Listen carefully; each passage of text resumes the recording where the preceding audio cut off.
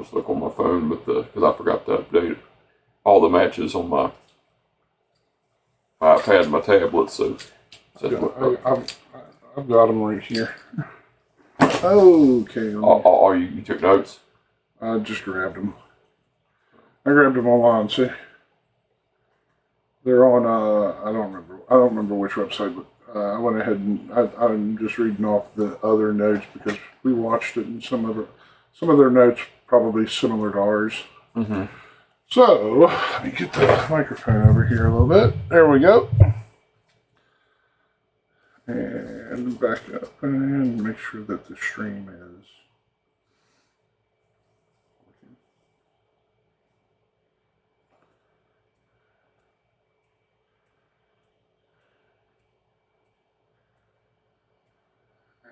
And back up and make sure that the stream is. Okay. We got the stream, and let me grab my light real quick. It's dark over here. Mm-hmm. For some reason.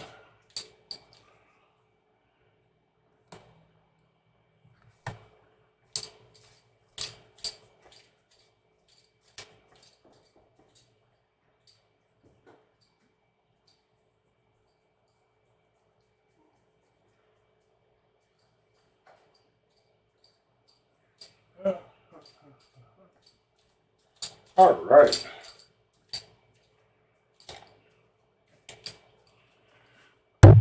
Oh, okay. Let's see how that looks.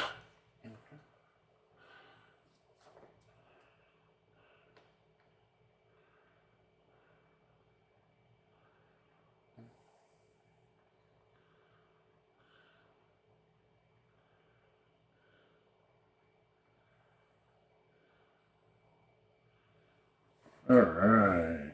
Yeah. All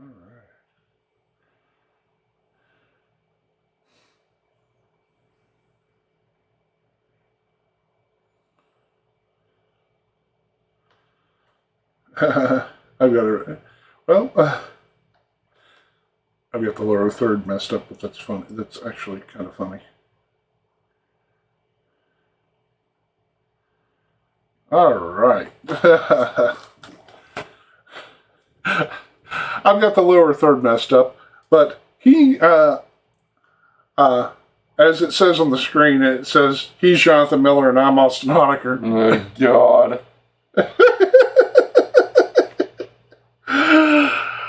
That's fucking crazy. Try not to drop too many of those on a live stream, and YouTube will kick us off. All right. So we watched the NWA Hardtimes 3 pay-per-view tonight. This, once again, that's actually Austin Honecker. I'm Jonathan Miller, even though the lower third says we're in different positions. Right. All right. So, the funny thing was, and we both noticed this, whenever we got the stream started, the match was already in progress, which, according to some online results, is actually what happened. Yeah. Nothing much to write home about. Mims defeated Anthony Andrews, and like this says, I grabbed this from I don't know if it was Cage Shot Seating or I think it might have been Fightful. I'm not sure. There are a couple of websites that were doing live results to websites. Anyways, the match started kind of like in progress, and I was like, "Oh, did we miss something?" And we did. Well, we missed part of that match. Apparently, but according to the results, it says it started before the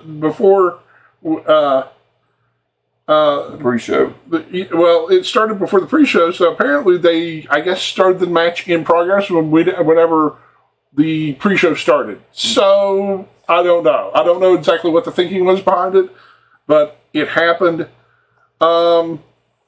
Yeah, so. The next match on the pre-show was the Wildcat Championships defense. Slime SNZ. Slime Zine. Slime Zine Jade Spade and Buku Dow, and yeah, you got it. You could probably say it better than I can, Austin. Buku Dow defeated the Miserably Faithful, Gangs the Gimp, and Gags the Gimp, and Sal the Pal. Sal the Pal. It was a decent tag match. Actually, it was way better than the opening match. Yep. The opening match felt a little lackluster, but you know sometimes opening matches feel that way. You got to start somewhere. But it was a pretty decent match to me, even though the people that were watching it said the pace was slow. And the ending to the match was with a backslide. Yeah, the backslide was it did. It was like it kind of it didn't really come out of nowhere. It was just the way the setup for it was. It was just a bit it was just a bit, how should I say, awkward. Yeah, the way it was kind of like the guy was headed towards the other guy, and the guy just got behind him and hit the backslide, 1, 2, 3. It was like, and that was the match. And it was like, okay, sure. But Slamzon successfully defended the Wildcat Championship, Tag Team Championships.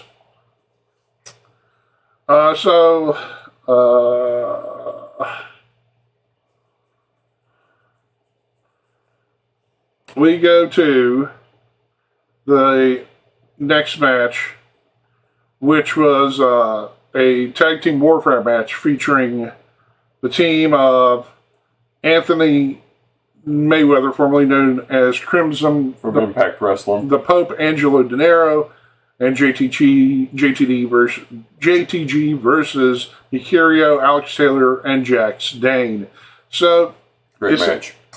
Yeah, it was different because the rules were it was an elimination match, but it was 6 men and it was like 1-on-1. So you could get disqualified, you could get pinned, thrown over the top rope, and something else submitted. Yeah, pinned, thrown over the top rope, or submitted to be eliminated from the match. And then the next partner from the team would come in and start wrestling. And it was kind of a back and forth match, but it ended with Anthony Mayweather winning the overall match. And I think they're finally going to move Anthony Mayweather away from Jax Dane in the NWA. I may be wrong. I'm not Billy Corgan. Let's check the... okay. All right.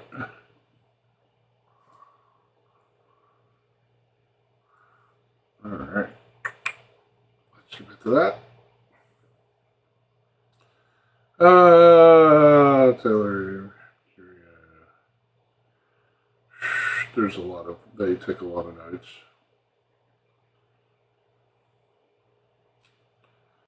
All right. Jordan. So the next match, fourth match on the pre-show was for the vacant NWA Television Championship, which Tyrus previously held, who ended up, quote, cashing in with Billy Corgan to challenge for the NWA World Heavyweight Championship on the main event. So that made the main event a three-way between Matt Cardona, Trevor Murdoch, and Tyrus. But we are now here. It is Jordan Clearwater versus AJ Kazanza. I always screw up his name. I've actually announced his name. I've worked with him before. Great fella, nice as could be. Can't say anything wrong about him. He's doing a lot of good work out there as a professional wrestler. So honestly, I wanted AJ to win, but considering Jordan Clearwater got the win here. It was a solid match. Just he was oh yeah, that it was Clearwater worked over AJ's shoulder, which he had a bad shoulder coming into the match, and I think it kind of went along with pick a body part type thing, but you know, so it was pretty good. All right, so that is the Pre-show. Pre-show. It was pretty good pre-show. So we got the first match. The opening contest was Max the Impaler versus Natalia Markova in a casket match. And let me tell you, I have worked with Max the Impaler. Ooh, when she's not in character, they are nice people. But when they are not in character and they're in the ring, I kind of, they are what nightmares are made of. and she was accompanied by Father James Mitchell from Impact Wrestling, and honestly, I think they were a great pairing. I thought they're a great pairing. They're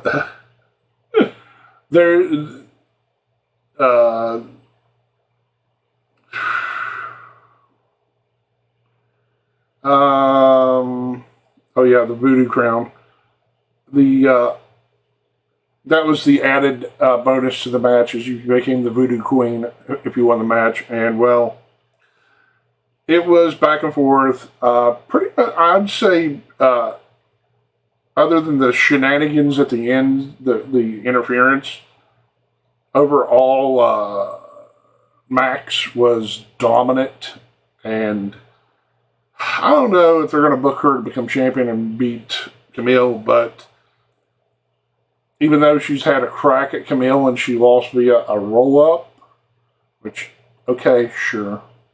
Honestly, I could see her having maybe a short run as NWA World Heavyweight Champion just because of the character she is.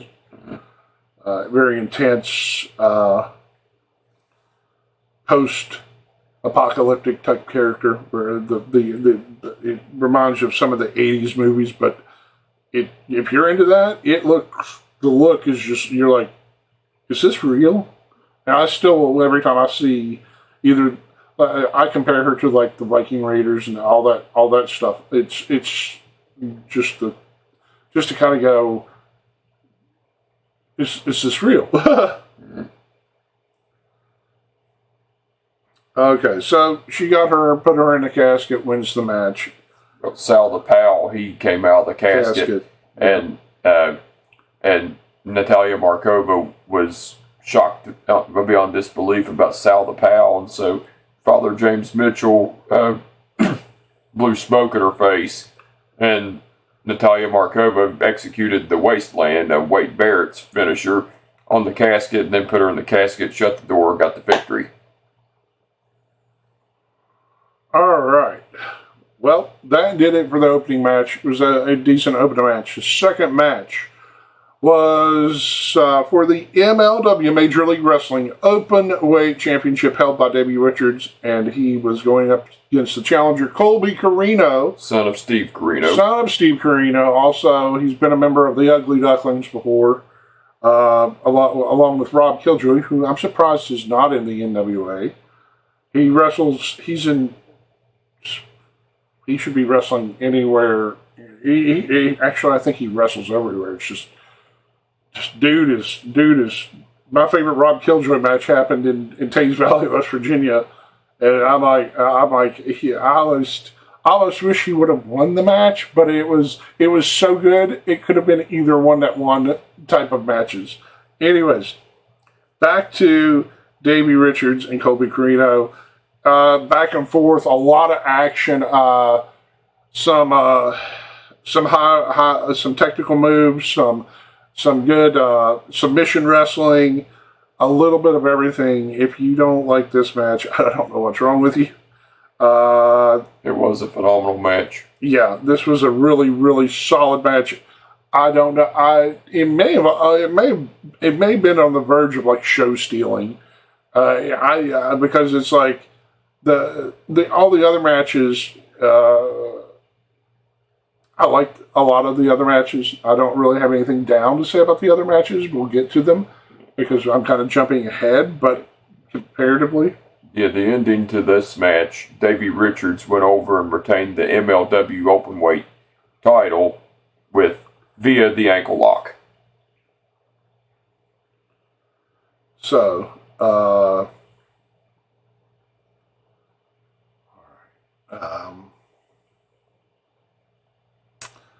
yes, he retained via the ankle lock and the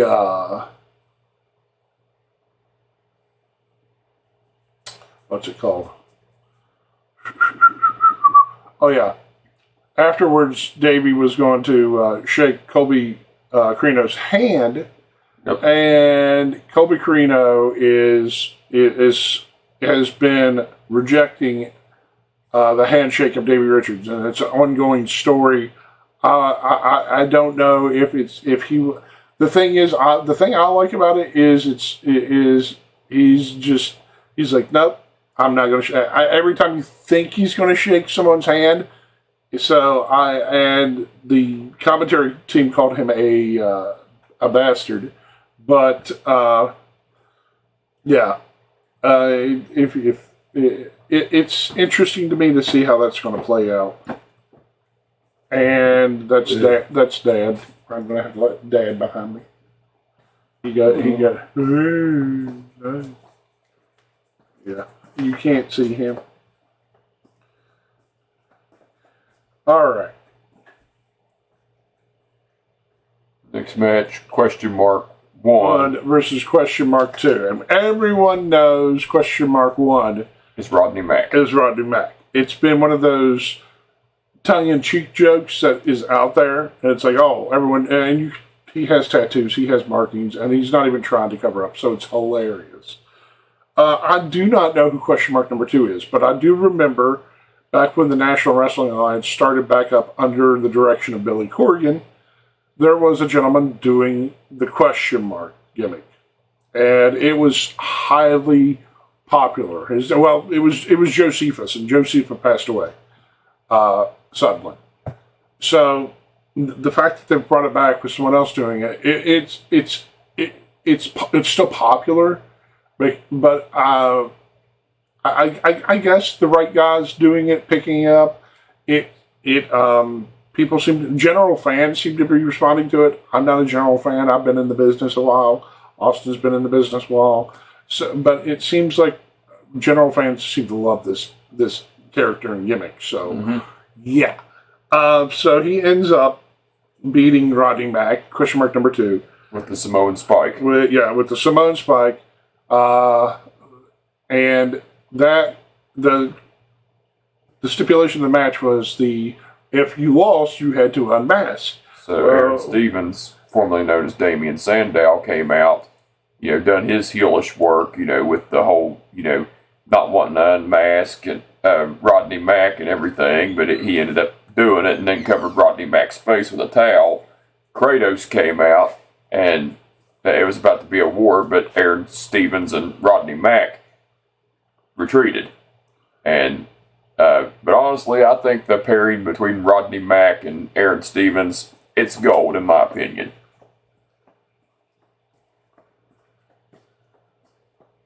I like the pairing. I like what they're doing too. So I need to stay more up to date with the NWA too, just like I need to stay up with all the wrestling. But just don't want to have the time on our hands. We're trying to make as much time as we can, but it's, sometimes both of us having to work Monday through Friday. We're hard-working people, and sometimes the work catches up with us, and our free time doesn't catch up with us as much. But that's a different story for a different time, and we'll get to that later. But so that was match number 3. Match number 4 was Homicide defending the NWA Junior Heavyweight Championship against Kerry Morton. Now, this is a rematch. Son of Ricky Morton. This is a rematch from the previous pay-per-view in which Homicide beat Kerry Morton. Well, this was this reminded me of the second match. The second match was really good. This was a really good match too. Homicide beat up Ricky Morton on the outside. It got Kerry fired up. The finish was Kerry Morton stole Homicide's finish and beat him with it, which the Koji Cutter. The Koji Cutter, which normally you don't see that happen. That was pretty cool. Not a lot of guys beat other guys with other people's finishing move or signature move or whatever you want to call it. Yeah, and Kerry Morton, he's 21 years old, just a little bit younger than me, but, you know, the kid's got talent. You know, he's the future of the business of professional wrestling, in my opinion. There was a classic second round suplex, which you called. I called it the Cowboy Bob Orton-esque superplex. Yeah, so they did a superplex from the second rope. It was a good one. But Homicide ends up losing Kerry Morton, your new NWA World Junior Heavyweight Champion. Well deserved. A lot of people on my Facebook, because we've worked with Kerry Morton, I have not. Were sharing his title victory because he's really good at what he does already.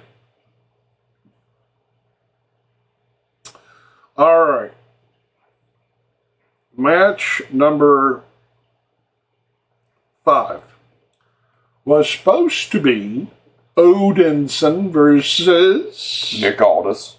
The National Treasure, Nick Aldis. And as we know, there's a lot of drama going on with Nick Aldis right now. In fact, he says he's leaving the NWA. He's been with the NWA 5 years. And so Odinson comes out, and we get... he starts talking about how he's there, he's ready, he's... a few of the cliche stuff. He's got the power of Thor running through him, and power of Norse gods running through him, stuff like that. Yeah. Music hits. Billy Silas. We get Thrill Billy Silas coming out. And it was just kind of there. And the guy and Thrill Billy Silas won. So I'm thrill ride. Yeah, with his thrill ride finisher. Not sure if they were going with anywhere with that. It was just there. It was a match. Filled in a little bit of time on the pay-per-view. Sometimes it's the basics, guys. It was a basic match, not the big boot. Asgardian uppercut, just some of their regular moves, and yeah, it was there. So we finally get to match number 6, the NWA United States Tag Team Championship match, featuring the Fixers Jay Bradley and Wrecking Ball Lugerski defending their titles against the Spectaculars, Rush Freeman and Brady Pierce, along with the guy that's beat Matt Cardona twice now, Rolando Freeman. And this started out pretty good. They seem to have a lot of good chemistry. I like Wrecking Ball Lugerski's big dumb guy gimmick. He just kind of I like it. It's like, okay, yeah, he goes and beats people up and just likes doing it because he's not that smart. Mm. Okay, sure.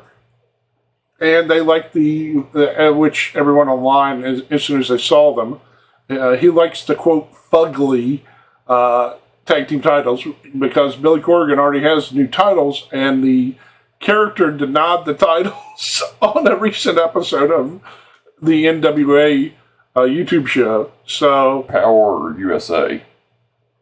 Huh? Was it Power or USA that he denied it on? I think it was NWA USA a couple weeks ago. And everybody was like, they have new titles. But the character's like, oh, I like the fugly one or something. He didn't even, he just Legursky. Legursky came and looked at the title and didn't understand it and walked away with his other title. Oh, God. So that's the way so that's what they were talking about during the match on the commentary. So they're like, we're not sure if he understands what's going on. We're not. They kind of played up. He's a big dumb guy. But I like it. It's something to gravitate towards. Yeah, it was an awesome match because now I'm familiar with Brady Pierce and Rolando Freeman because they've both made appearances on AEW Dark and AEW Dark Elevation. So I'm familiar with them, but I wasn't familiar with the others. But, it was a great match. Jay Bradley and Greg and Ball Legursky, they are a great team, and so are the Spectaculars.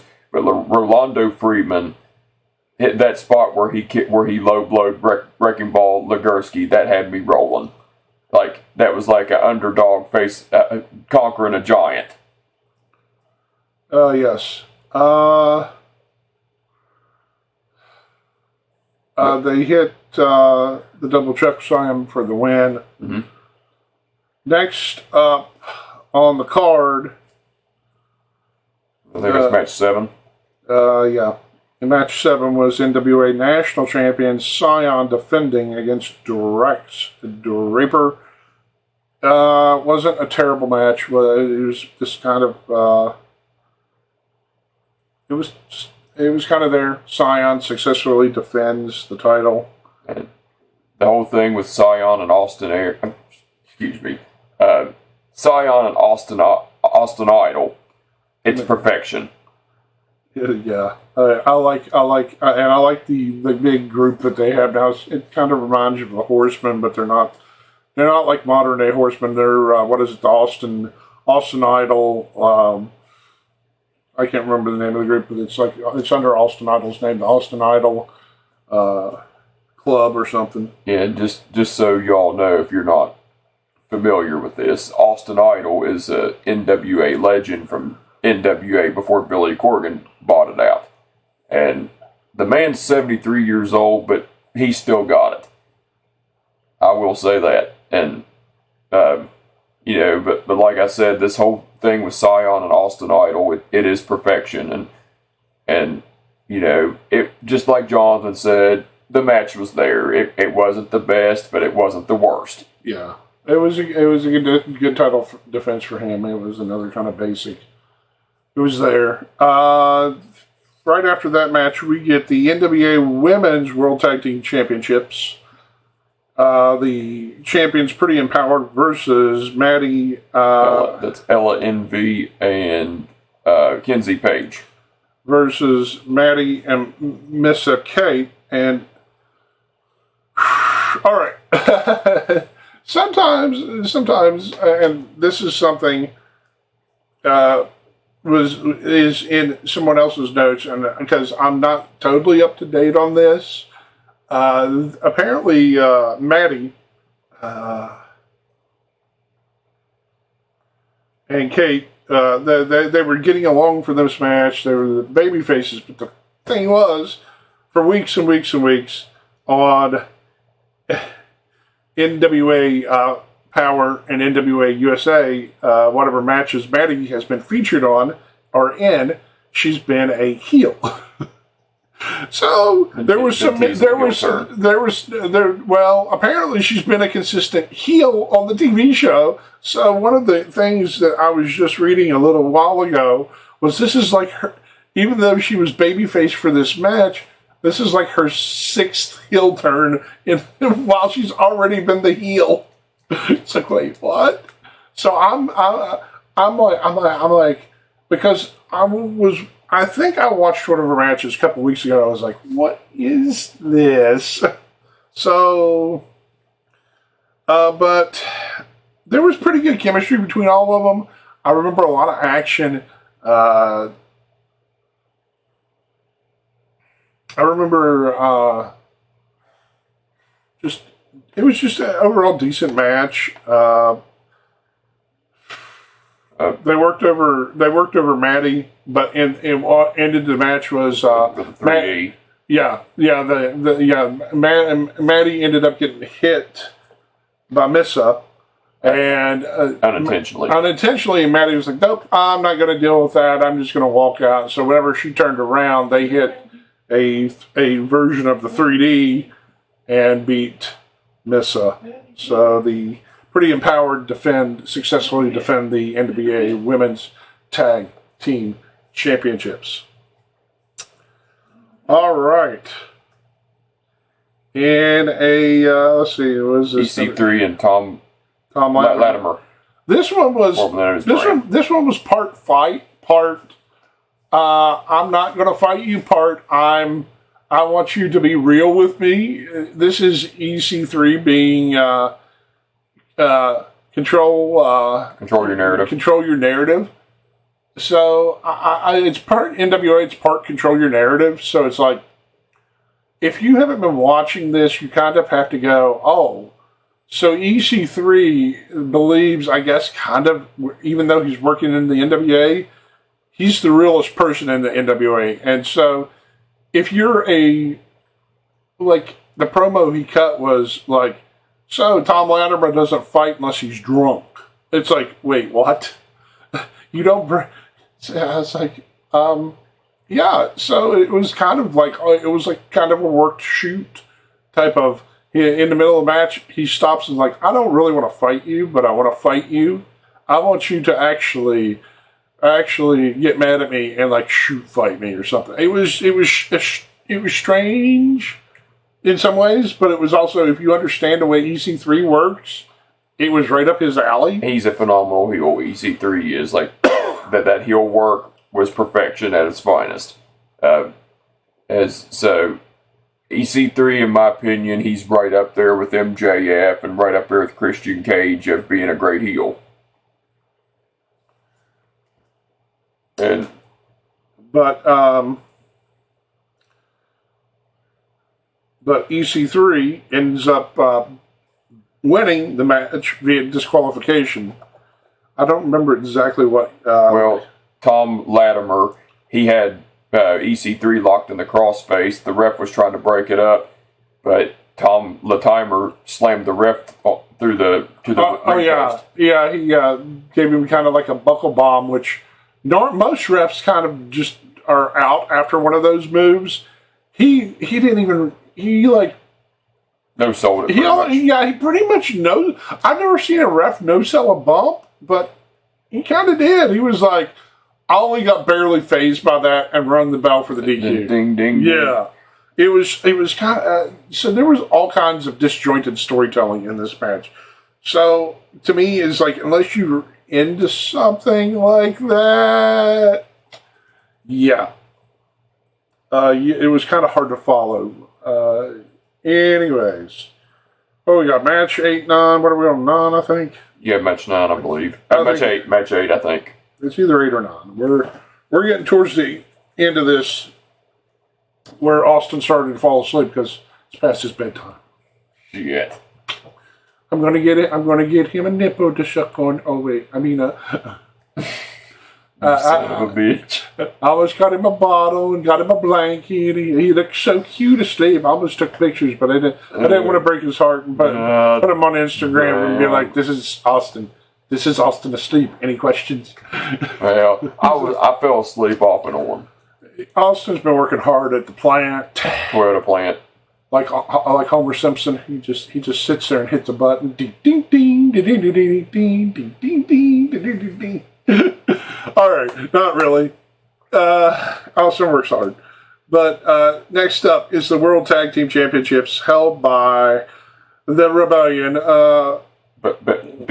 Bestias, say, and Mecha Wolf. Mecha Wolf, accompanied by Damien, say. Father of Bestias, say. Defending against the tag team of Hulk, Sari, father and son, Luke and PJ Hawks. Solid match.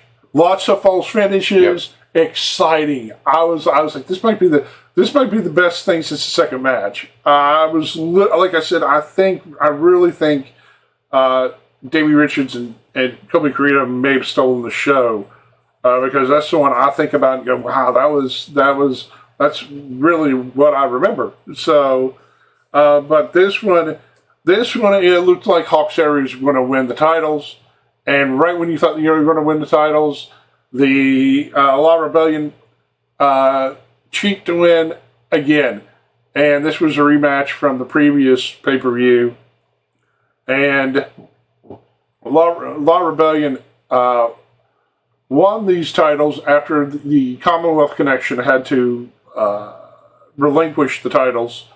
So at the last pay-per-view, they picked up the titles and have been successfully defending them.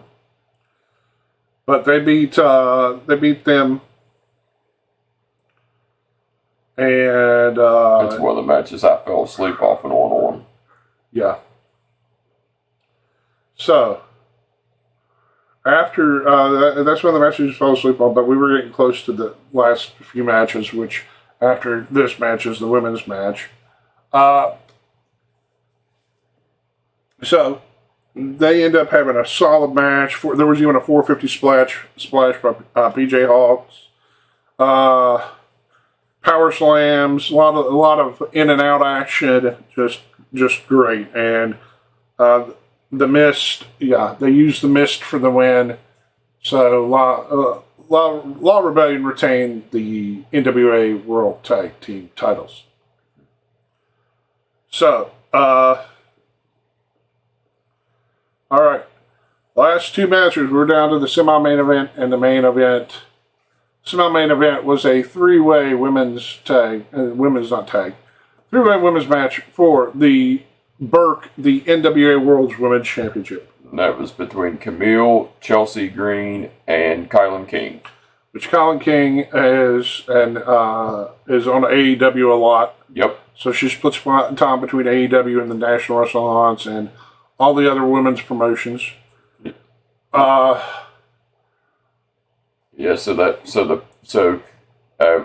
thought the partnership between AEW and NWA was done for it, but I guess it's not. I guess they rekindled things, Tony Khan and Billy Corgan, because with Kylan King doing AEW and NWA and everything. Well, there's a few things like that, but they're not entirely cross promotional like they were, because the NWA title doesn't show up on AEW right now. No, it don't. So, just like with Impact, AEW and Impact Wrestling had about a 6-month run together. They're kind of still partnered, but they're not cross promoting. Yeah, at the moment. So they start off the match, and Camille and Colin are like, we're not going to let Chelsea Green get into this match. So they kick her out of the ring. They kind of start the match. It goes back and forth a while. Chelsea Green picks her spots, picks the places where she can get in. She comes close a couple times, right. But the finish ends up with Camille hitting the spear on Chelsea Green after I'm not sure which one of them threw out Colin. But she got disposed of, and then the next thing was the Camille hitting the spear on Chelsea and getting the 1, 2, 3.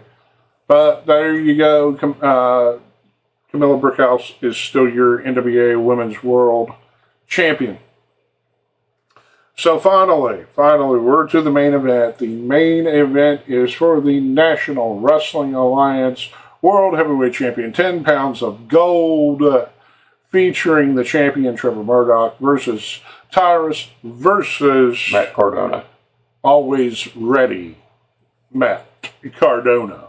Matt Cardona actually successfully defended the All-Star Wrestling Championship last week in Madison, West Virginia. If you didn't know that, okay, now you do. If you did know that, then you're staying on top of what Matt Cardona is doing out in the wrestling world. We were in attendance for that. We were in attendance for that. It was a good time, fun time. Yeah. Not entirely surprised that he retained the title. So, what we've got here. The referee went through all the instructions, and Matt Cardona interrupted the referee and said, "I never lost the title." And he said, "Well, even though you never lost the title, you've got a chance to win it back now. Here, we're going to go with this." So, and then he says something to Tyrus, and then he says, "World champion, do you have any questions?" He says, "No." Well, challengers, any questions? No. All of you find a corner. He puts up the belt. Match kicks off. And it was a little bit similar to what happened in the women's world match. Trevor was like, "Can you give me a minute, Tyrus, to beat the crap out of Matt Cardona?" And Tyrus was like, "Yeah, sure. I'll step out. Let me you go right ahead and beat the crap out of him." Matt obviously runs. There were some good spots in this match. DDT on the floor onto Matt Cardona, which made it look like he was totally out. There was just it was, if I were to rank this match, it's a solid triple threat match. Tyrus ends up, I don't remember entirely, but I think he pinned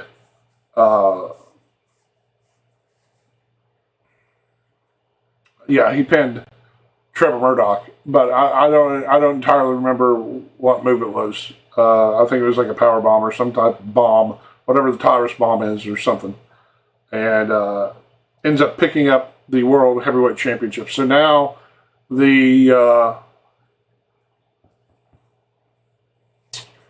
Austin Idol faction in the NWA has pretty much all the singles titles.